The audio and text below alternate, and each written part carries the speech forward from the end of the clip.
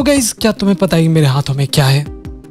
आलू खाओगे? मुझे नहीं पता कि आखिर ये आलू खाओ चल क्या रहा है। अगर तुम्हें पता है तो मुझे कमेंट में बता देना। अब ये मत कहना कि ये माइनक्राफ्ट से स्टार्ट हुआ था। लेकिन गाइस, आज की इस वीडियो में कुछ अमेजिंग होने वाला है और हम लोग जल्दी 100 के सब्सक्राइबर्स कंप्लीट करने वाले हैं। तो मैं एक्सप्लेन करने जा रहा हूँ नारुतो शिपुडेन का एपिसोड नंबर 48 एंड 49, जिसमें कुछ लोग डॉक्यूमेंट्री बनाएंगे। वेल, वो क्यों बनाते हैं और किस चीज के लिए बनाते हैं वो तुम्हें आज की इस वीडियो में पता चल जाएगा। तो बिना किसी देरी के चलिए शुरू करते हैं। तो भी वीडियो के स्टार्टिंग में रिपोर्टर पूछती है कि 1 हफ्ता हो गया है उस इंसिडेंट के, तो सब कुछ ठीक हो गया है ना? नारुतो भी बोलता है कि हाँ सही बोला, सभी विलेजर्स ने मेरी बात सुनी, उन लोगों ने बहुत कुछ किया है और मुझे ये भी पता है कि बहुत सारे लोग ना खुश हैं। मैं उनकी बातों को सुनने के लिए तैयार हूँ। फिर रिपोर्टर बोलती है कि कुछ सालों में बहुत कम गेनिन लोग भर्ती हुए हैं, लेकिन हमारी गेनिन ने बहुत ही अच्छा काम किया है। नारुतो बोलता है कि गेनिन को ऐसे मिशन में जाने का अपॉर्चुनिटी नहीं मिलता, लेकिन मैं खुश हूँ कि उन लोगों ने मदद किया, मुझे उन पर गर्व है। फिर इवाबे को याद आता है कि उसके सेंसे ने उसे सस्पेंड कर दिया था क्योंकि उसकी वजह से ही तो मेटल घायल हो चुका था, और बोलता है कि मैंने बहुत ही मेहनत से ग्रेजुएशन को पास किया, लेकिन फिर भी ये सब हो गया। वही रिपोर्टर चुनिन एग्जाम के बारे में पूछती है तो नारुतो बोलता है कि हाँ सही बोला, इस बार का चुनिन एग्जाम हिडन लीफ में होने वाला है, तो मैं सभी गेनिन को इसमें हिस्सा लेने के लिए प्रोत्साहित करूंगा। भाई ये सुनकर इवाबे का होश ही उड़ जाता है। उसको तो डर लग रहा था कि कहीं वो फिर से फेल ना हो जाए। फिर कुछ टाइम बाद शिकामारु बताता है कि अब बहुत सारा काम बाकी है, लेकिन नारुतो को शिकाडाई का काफी ज्यादा चिंता हो रहा था। शिकामारु बोलता है कि तुम्हें उसकी चिंता क्यों हो रही है? हालांकि मुझे भी नहीं पता था कि वो क्या करना चाहता है आगे, लेकिन उस दिन के बाद से वो आर्ट ऑफ वॉर को पढ़ने की कोशिश कर रहा है। ये सुनकर नारुतो चौंक जाता है और बोलता है कि हाँ लगता है कि वो अपने बाप के ऊपर ही जा रहा है। शिकामारु कहता है कि हाँ, लेकिन क्या मुझे खुश होना चाहिए या फिर मुझे दुखी होना चाहिए? पहले ही इतना सारा काम पड़ा हुआ है, ऊपर से चुनिन एग्जाम भी हमें हैंडल करना होगा। एक सेकेंड। फिर नारुतो कहता है कि आराम से, बहुत सारे गेनिन उत्साहित होंगे एग्जाम को लेकर, तो हमें ध्यान रखना होगा कि सभी लोग क्या करते हैं। तभी नारुतो को इवाबे का एप्लीकेशन दिखाई देता है और कुछ वो सोच रहा था। तो शिकामारु कहता है कि अब पहले की तरह गेनिन लोग नहीं आ रहे हैं एग्जाम देने के लिए, शायद शिनोबी के अलावा बहुत सारा कैरियर भी है। नारुतो कहता है ये सच में बहुत ही बड़ा प्रॉब्लम बनता जा रहा है। तभी वहाँ पर उदान आ जाता है तो नारुतो पूछता है कि क्या उसका टीम अभी तक सस्पेंड पड़ा हुआ है पिछले कांड की वजह से, लेकिन अब ये सब वो खत्म करेगा क्योंकि नारुतो के पास एक परफेक्ट मिशन था। वहीं इवाबे चिल्लाकर कह रहा था कि मुझे चुनिन बनना है, चाहे कुछ भी हो जाए, मैं फिर भी फेल नहीं होना चाहता। तो मेटल बोलता है फिक्र मत कराओ, चुनिन एग्जाम का सीट लिमिटेड होता है। इवाबे बोलता है मैं पीछे नहीं रहना चाहता, क्या तुम्हें समझ आ रहा है? देखो, अगर हमें एग्जाम देना है तो हमारे सेंसे को रेकमेंड करना होगा होकागे को। हमने बहुत ही मेहनत करके ये गेनिन का हेडबैंड हासिल किया है, हमें दिखाना होगा कि हम कितने ज्यादा बेहतर है। मेटल कहता है लेकिन अगर हमें एग्जाम देने नहीं मिलता तो भी हम रिपीटर कहलाएंगे। तो इवाबे कहता है ठीक है, तो समझ जाओ गाइस, हमें पूरा जान लगाना होगा।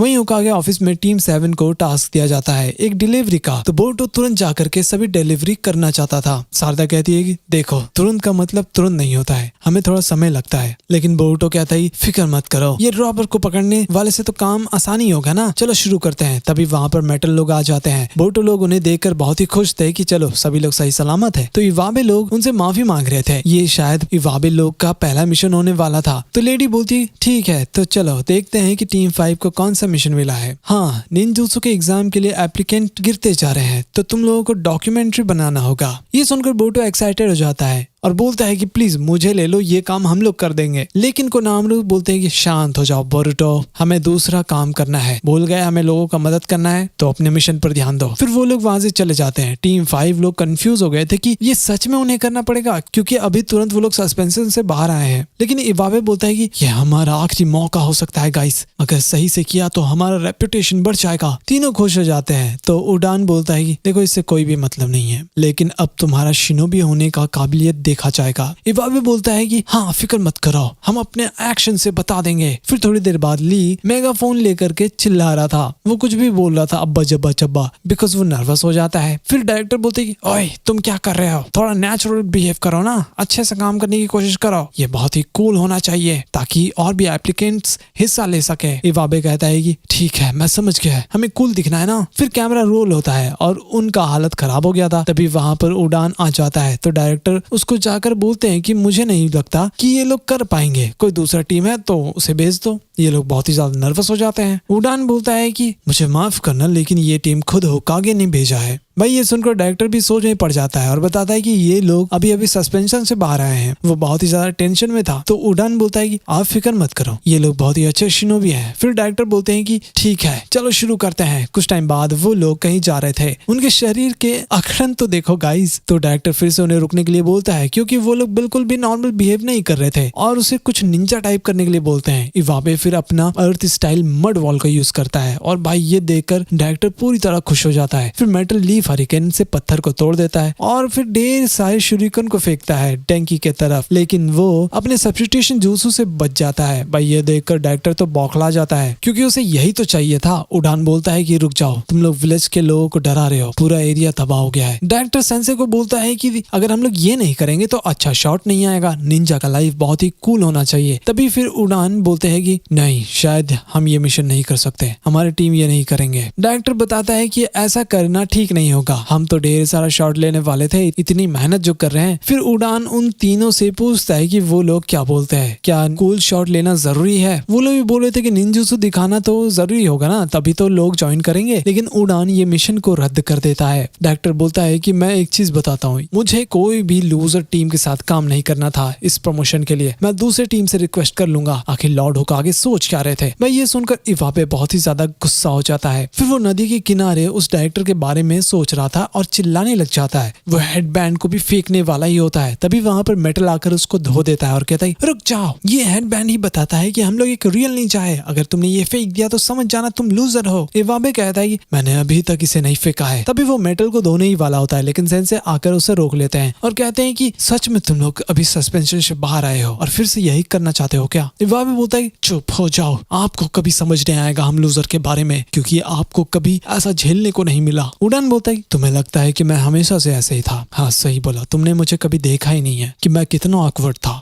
मैं एक कंप्लीट लूजर ही था। एकेडमी उस समय बहुत ही अलग तरह से चलता था। मैंने बहुत बार एग्जाम को फेल किया है। जब मैं गेनिन बना तो मैं सिर्फ एक बोझ था कोनोहामारू और मोइगी के लिए। ये सुनकर तीनों चौंक जाते हैं। फिर कहते हैं कि इतना कुछ झेलने के बाद मुझे कुछ समझ आया, जब तक तुम नहीं समझोगे कोई भी मिशन नहीं मिलेगा, चलो जाकर रिपोर्ट करते हैं। फिर इवाबे को याद आता है जब सेंसे कुछ बोल रहे थे, उसके बाद रात में डायरेक्टर अपना शूट करने के लिए आया हुआ था। वो बिल्डिंग को उड़ाकर फुटेज लेने वाला था। वहीं रास्ते में उड़ान की टीम जा रहे थे, तभी उन्हें एक धमाका सुनाई देता है। वहीं डायरेक्टर देखता है कि ये तो बहुत ही छोटा सा धमाका हुआ पड़ा है, तो चलो अंदर चलकर देखते हैं। लेकिन भाई धीरे धीरे वो बिल्डिंग भी गिरने लग जाता है। उनका तो खेल खत्म था। लेकिन तभी वहां पर मेटल आकर उस पत्थर को हटा देता है। वहां पर सभी लोग पहुंच जाते हैं। डेंकी अपने कंप्यूटर का यूज करके पता कर रहा था। वो सारे कैमरास को एक्टिवेट कर लेता है और बताता है कि बिल्डिंग गिरने ही वाला है, तो हमें निकलना होगा। फिर बिल्कुल वही होता है, पूरा बिल्डिंग गिरने लग गया था। तभी इवाबे आता है और अपने जूत्सु का यूज करके उस पत्थर को तोड़ देता है और ऊपर ही भेज देता है। ये देखकर डायरेक्टर बहुत ही ज्यादा चौंक गया था। इवाबे बोल रहा था कि सेंसे बाहर चलो, ये बहुत ही खतरनाक है। लेकिन वो बोलते हैं कि रुक जाओ, तुम लोगों को मैं कुछ एक्सपेंसिव जूत्सु दिखाने वाला हूँ, तो हंसना मत। फिर वो ड्रिपिंग नोज निंजा आर्ट का यूज करता है। भाई पूरा बिल्डिंग गिरने वाला होता है, लेकिन उड़ान अपने नाक का यूज करके सबको बचा लेता है। ये बहुत ही सुंदर लग रहा था। जो भी था, इवाबे को समझ आ जाता है कि सेंसे आखिर कहना क्या चाहते थे। फिर थोड़ी देर बाद बताता है कि जो चीज कूल दिखता है जरूरी नहीं कि वो कूल ही हो, और हमें जो भी एकेडमी में सिखाया गया है वो कूल बनने के लिए नहीं है। सेंसे बोलते हैं कि लगता है कि तुम लोगों को समझ आ गया। ये सच है कि एकेडमी में बहुत ही कम लोग आ रहे हैं, लेकिन जो कूल होते हैं वही निंजा नहीं बनते। सिर्फ जिसके पास डिटर्मिनेशन होता है वही बनते हैं, चाहे कितना भी टफ ट्रेनिंग क्यों ना हो। इवन तुम मिट्टी में हो और कूल ना दिखो, फिर भी तुम एक निंजा ही कहलाओगे। और वही निंजा की एकेडमी को जरूरत है, और तुम लोगों ने आज करके दिखा दिया। और मुझे समझ आ गया कि होकागे ने ये काम हमारी टीम को क्यों दिया। ये सुनकर इवाबे चौंक जाता है। लेकिन भाई इवाबे का हेडबैंड तो खो गया था। फिर मेटल बोल रहा था कि आज हम लोग पूरी रात लगाकर उसे ढूंढ ही लेंगे। इवाबे फिर मना कर देता है और बताता है कि लोग हेडबैंड से निंजा नहीं बनते, उनके एक्शन पर डिपेंड करता है। वो डायरेक्टर बोलता है कि मैं फिर से फिल्म को शूट करना चाहता हूँ आपकी टीम के साथ। अब होना क्या था, फाइनली गेनिन का डॉक्यूमेंट्री दिखाया जाता है। इवाबे डेंकी लोग काम कर रहे थे। फिर नारुतो बोलता है कि पता है मैं भी फेल होता था, इरुका सेंसे मुझे बहुत ही डांटते थे। ये सुनकर इवाबे लोग चौंक जाते हैं कि ये कैसे हो सकता है, लॉर्ड होकागे को कोई डांट भी सकता है। नारुतो बोलता है तुम्हारा नाम इवाबे है राइट, मैंने सुना है कि तुम एक अमेजिंग स्टूडेंट हो जो फिर से एग्जाम देना चाह रहा है। इतना कुछ हो गया फिर भी तुम गेनिन बने राइट, तुम्हारे जैसे लोगों की ही एकेडमी की जरूरत है। अब समझे मैंने तुम लोगों को यह मिशन क्यों दिया था। देखो जल्दीबाजी मत करना, अपने आप पर फोकस करो और ये लो तुम्हारा हेडबैंड, बाहर न मत होके। भाई बेचारा इवाबे तो बहुत ही जोर से रोने लग जाता है। वहीं बोरुतो लोग भी कमर्शियल देख रहे थे, लेकिन बोरुतो को अच्छा नहीं लग रहा था कि उस डॉक्यूमेंट्री में वो लोग नहीं है। फिर नारुतो बोलता है कि ओ हाँ, मुझे याद है, मैंने भी कभी एग्जाम नहीं दिया, तो शायद मैं अभी तक गेनिन हूँ। ये सुनकर तीनों का होश ही उड़ जाता है। फिर हम देखते हैं रात में कोई इंसान जू जाकर ढेर सारे एनिमल को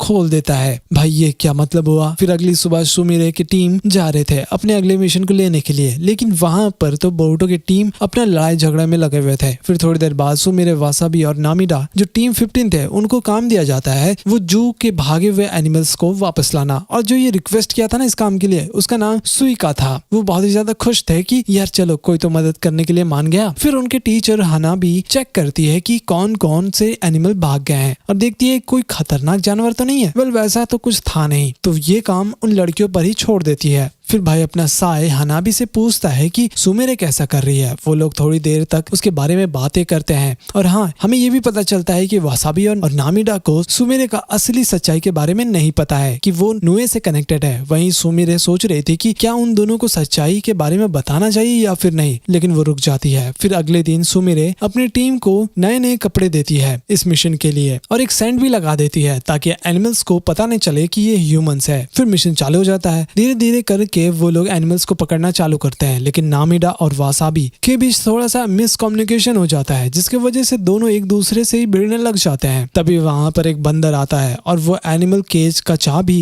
के साथ साथ उनका खाना भी उठा करके भाग जाता है। फिर वासाबी अपने कैट वाले jutsu को यूज करके उस मंकी का पीछा कर रही थी, लेकिन उसके पास उतना स्टेमिना नहीं था, तो वो रुक जाती है। बेचारी क्या ही करती। हालांकि वासाबी दोबारा ट्राई करना चाहती थी, लेकिन नामिडा बोलती है कि चलो साथ में मिलकर कोई स्ट्रेटेजी बनाते हैं, लेकिन वो नहीं मानती, जिसकी वजह से वो रोने भी लग जाती है। गजब बच्ची है यार। तभी वहां पर नामिडा आती है और पता चलता है कि और भी बहुत सारे एनिमल्स गायब हो चुके हैं। उसके बाद असली खेल शुरू होता है। नामिडा अपने तरीके से उस मंकी को पकड़ने की कोशिश कर रही थी, लेकिन रुक जाओ महाराज, वहां पर एक बहुत ही बड़ा वुल्फ आ गया था जो काफी ज्यादा खतरनाक था। फिर वो चिल्लाने लग जाती है। ये चीज सुमेरे उधर से सुन लेती है कि नामिडा मदद के लिए पुकार रही है। फिर सुमेरे तुरंत उसकी तरफ जाती है देखने के लिए और सोच रही थी कि इसे कैसे बचाया जाए। वैसे भी सुमेरे अपने नुए को समन करके उसको बचा लेती है और फिर वो नुए उस वुल्फ के अंदर से चाकरा नहीं ले पाता है। तभी वहां पर वासाबी आ जाती है, वो भी मस्त प्लान के साथ। वो बताती है कि वो जाकर वुल्फ का ध्यान भटकाएगी और नामिडा जाकर उस पर हमला कर सकती है। फिर वासाबी कुछ पेपर टैग्स को वुल्फ के ऊपर लगा देती है और नामिडा अपनी साउंड जुत्सु का यूज करती है, जिसकी वजह से वो वुल्फ का खेल ही खत्म हो जाता है। अब होना क्या था, वासाबी और नामिडा दोनों एक दूसरे से माफी मांगते हैं और सुमेरे थी ना, वो भी सच्चाई बता देती है नुए के बारे में जो भी वो छुपा कर रखी थी।